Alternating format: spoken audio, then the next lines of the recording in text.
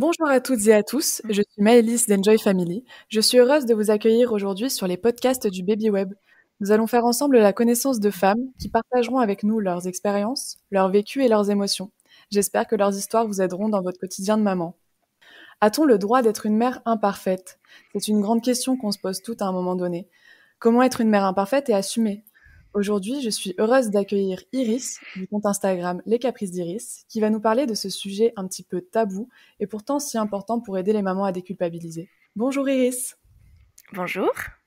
Tout d'abord, je suis sûre que nos auditeurs aimeraient en savoir un peu plus sur vous, vos enfants et votre quotidien. Est-ce que vous pouvez nous en dire un petit peu plus? Absolument, je pense que je suis là pour ça. Je vais commencer par le début. Je m'appelle Iris, j'ai 31 ans et je suis la maman, en toute objectivité bien sûr, de deux adorables petites filles. Il y a Blanche qui vient d'avoir 2 ans et Adélaïde qui aura bientôt 5 mois la semaine prochaine. Nous vivons près de Paris avec leur papa, mon mari. Dans la vie, je suis social media manager, coach et formatrice en réseaux sociaux. C'est très à la mode. C'est-à-dire que j'accompagne les auto-entrepreneurs dans le développement de leur business sur les médias sociaux et notamment sur Instagram. Je me suis lancée à mon compte à la naissance de mon aîné en 2019, ce qui me permet aujourd'hui de pouvoir concilier vie de famille et travail. C'est un équilibre nécessaire à mon épanouissement. J'ai fait le choix de m'occuper à temps plein de mes enfants durant la première année de leur vie. Ce qui fait qu'actuellement, je suis à la maison avec ma petite choumoune de 4 mois et demi, Adélaïde. Sa sœur, elle est gardée 4 jours par semaine. J'ai donc les deux en même temps, un jour dans la semaine, en plus du week-end, et c'est assez speed. Donc vous êtes une maman très occupée. Pour rentrer directement dans le vif du sujet, du coup, quelle est l'image de la mère parfaite à laquelle les mamans peuvent être confrontées chaque jour, une image un peu formatée par la société? Alors, en fait, on pourrait penser que l'image de la mère parfaite, c'est celle qui est tirée à 4 épingles dès 8 heures du matin, prête à aller travailler, qui a un intérieur super propre et bien rangé, dont les enfants sourient, mangent des légumes tous les jours, même des brocolis, et qui se pose avec une tasse de thé dans son bain tous les soirs pendant que les enfants lisent tranquillement dans leur chambre. Mais en fait, pour moi, c'est pas vraiment ça l'image de la mère parfaite à laquelle on peut être confronté. Selon moi, l'image de la mère parfaite à laquelle on peut être confronté chaque jour, c'est celle que l'on n'est pas. C'est-à-dire, je vais me prendre en exemple. Je ne considère pas faire ce qu'on appelle du maternage proximal. Je n'ai pas fait de cododo avec mes enfants, je ne les ai pas portés en écharpe, je ne les ai pas non plus allaités. Tout ça par choix.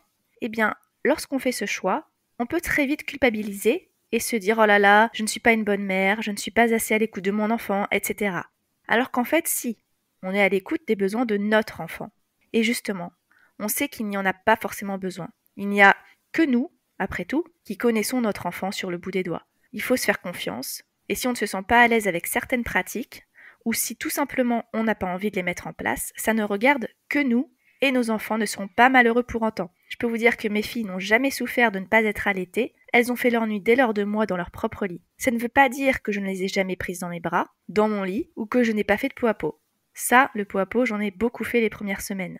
Je pioche un peu ce que je veux, je ne suis pas dans une case, j'aime pas vraiment les étiquettes. On peut pratiquer certaines choses, comme la bienveillance, l'éducation positive, sans faire de maternage proximal. Les deux ne sont pas forcément opposés. Tout ça pour dire que je ne fais pas tout ce qui est en quelque sorte conseillé et recommandé surtout de faire, et que par conséquent ce sont ces méthodes-là qui me renvoient à l'image, moi, de la mère parfaite. Cette femme dévouée à 100% pour ses enfants, qui allaite à la demande, qui dort avec ses enfants, ne les laisse jamais pleurer, les porte en continu. Eh bien tout ça, je ne le fais pas. Et c'est vrai que d'entendre parler partout, ou disons-le très souvent sur les réseaux sociaux de ça, eh bien ça peut vite faire culpabiliser. Mais en fait, ce que je veux dire, c'est que c'est aussi valable dans l'autre sens. C'est-à-dire que si vous pratiquez le maternage proximal, vous avez aussi des réflexions parce que vous ne laissez jamais pleurer vos enfants, parce que vous les portez tout le temps, etc., que vous les allaitez trop longtemps. En fait, il y a toujours quelque chose à redire sur notre maternité. Alors qu'en réalité, il n'y a pas une seule façon d'être mère, mais bien autant de façons d'être mère qu'il y a de maman et qu'il y a de bébé.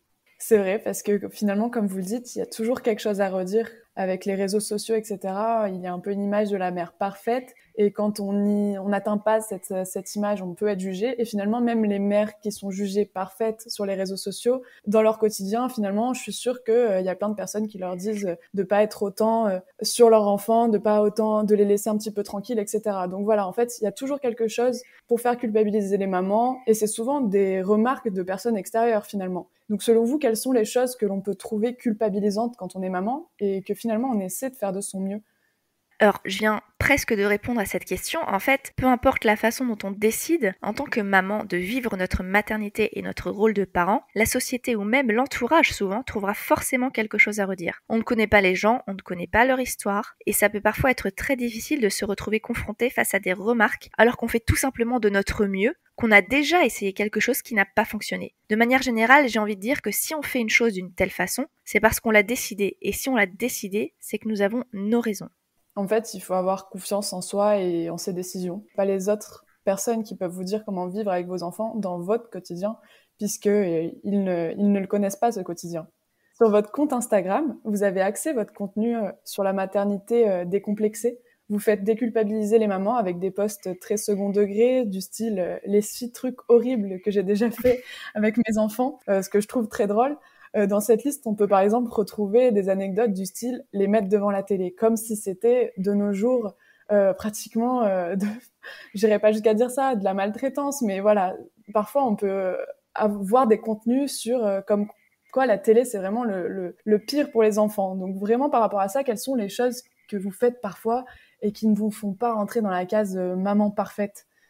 Alors, il y en a des tonnes. J'essaie au maximum de cuisiner maison, mais ça m'arrive régulièrement d'ouvrir une boîte aussi. J'ai déjà tardé à changer une couche, ça je l'avoue, par flemme. Parfois je suis fatiguée tout simplement et je n'ai des fois pas du tout envie de jouer. Des fois j'ai plus de patience. Dans ces cas-là, j'ai conscience que je suis pas du tout une maman fun pour mes enfants, mais ça m'empêche pas d'être hyper cool en temps normal.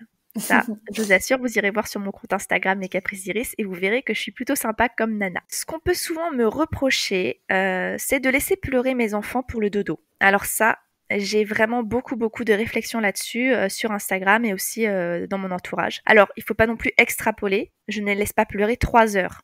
Je suis pas un monstre. Moi-même, j'aimerais pas qu'on me laisse pleurer toute seule dans mon coin sans venir me voir. Cela dit, je les laisse pleurer 10 minutes, c'est le max, avant d'aller les voir. Alors attention, hein, je parle de pleurs, râlements, pas de hurlements évidemment. Hein, si jamais ils hurlent, je vais les voir. Ma fille aînée de 2 ans s'endort toujours en silence, sans souci, mais ma petite dernière, là, qui a 5 mois bientôt, elle a besoin de se décharger et elle va pleurnicher, on va dire, râlouiller, une dizaine de minutes avant de s'endormir. Mais si je viens la voir, c'est vraiment inutile en fait. J'ai énormément de remarques, de reproches et de critiques à ce sujet. Mais en fait, si je fais ça, c'est que je sais bien que mes enfants vont très bien, qu'ils ont simplement besoin de se décharger au moment du coucher, et cela ne les empêche pas d'être très heureux et de très bien dormir au bout de quelques minutes. En fait, c'est comme nous les adultes. J'ai envie de dire, on va pas s'endormir à la seconde où on est allongé dans notre lit. Quoique parfois, j'avoue, de fatigue. Par rapport à la télé, avant d'être parent, j'avais des principes. Mais ça, c'était avant. Je me disais toujours, il n'y aura jamais de télé avant 5 ou 6 ans. Et même pendant longtemps, mes filles n'ont pas regardé la télé. Donc bien sûr, la petite Adélaïde ne regarde pas la télé, hein, mais je parle de ma plus grande qui a 2 ans. Et elle n'était jamais intéressée par la télé, vraiment, même si jamais on l'allumait de temps en temps et qu'elle n'y faisait pas attention. Vraiment, c'était quelque chose qui ne l'intéressait pas. Et on est allé chez des amis qui ont des enfants du même âge et qui mettaient la télé, qui mettaient Choupi. Et c'est vrai que jusqu'à ses 2 ans, elle y prêtait pas forcément attention. C'est-à-dire que eux, les enfants de mes amis pouvaient regarder la télé, et ma fille, Bubule, elle ne regardait pas la télé, elle continuait sa vie. Un jour, elle s'est posée devant. Là, c'était récemment, je crois la veille de ses 2 ans. Elle s'est posée devant Choupi, et là, on va dire le drame. Du coup, en fait, là, elle a compris qu'il y avait quelque chose, entre guillemets, d'intéressant à regarder à l'écran, que ça bougeait, que ça faisait de la couleur. Enfin bref, elle a compris un petit peu, je pense que elle a compris l'intérêt, si je mets des guillemets bien sûr, de la télévision. Et du coup, c'est vrai que maintenant, elle va réclamer parfois la télévision. Donc bien sûr, on ne répond pas à sa demande, à ses exigences, on ne va pas lui mettre dès qu'elle le demande, mais c'est vrai que j'ai cédé, j'ai lâché du mou, comme on dit, sur ce sujet de la télé. C'est-à-dire que, eh bien oui, si jamais elle a passé une journée où elle a fait beaucoup de choses, qu'on est sorti, qu'elle a joué, elle a fait des activités manuelles, etc., eh ben je considère qu'elle a le droit, entre guillemets, à sa petite récompense. Ça peut être 5-10 minutes maximum. Elle peut regarder un petit épisode de Choupi, un petit épisode de La Maison de Mickey, enfin bref, quelque chose qui est vraiment adapté à son âge. Et moi, pendant ce temps, c'est vrai que j'en profite pour aller prendre une douche, tout simplement. Ou alors, des fois, quand c'est compliqué le matin, je peux lui mettre un épisode pour donner le biberon à sa petite sœur. Mais maintenant, il n'y a aucun souci pour ça. Le matin, généralement, elle est très sage. C'est souvent, on va dire, voilà, le soir pour que je puisse aller prendre ma douche. Je dirais pas pour l'occuper, mais vraiment pour moi, avoir un temps pour moi. Et puis elle aussi, parce que je sens que c'est un petit bonheur pour elle. Tout simplement aussi, on apprend en faisant et en faisant des tests. Et j'imagine qu'on a toujours des idées sur comment on va faire quand on sera maman. Et puis au final, dans la réalité, parfois, ça ne se passe pas comme nous, on l'avait imaginé. Et ça me fait un peu penser à un autre sujet de podcast qu'on va faire sur l'instinct maternel, et toujours dans le cadre du baby web.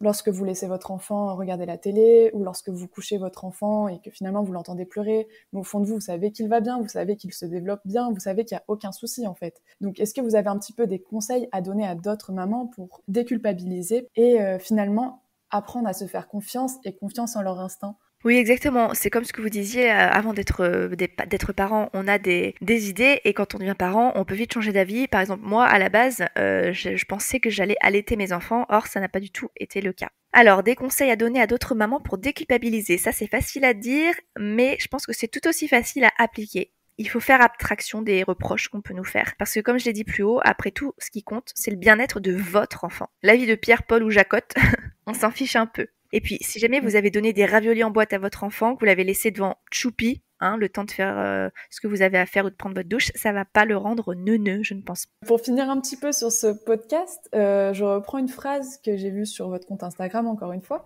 et qui, je pense, parlera un petit peu à toutes les mamans. C'est « Tu es tout ce dont ton enfant a besoin ». Rien ne sert d'être la mère parfaite aux yeux de tous, puisque ce qui compte réellement, c'est d'être la mère parfaite pour ses enfants. C'est bien ça ? Exactement. Oui, oui. En conclusion, oui, je dirais que franchement, écoutez-vous et faites-vous confiance. Peu importe la façon de voir les choses, peu importe votre façon de faire les choses, vous faites ce qu'il y a de mieux pour votre enfant.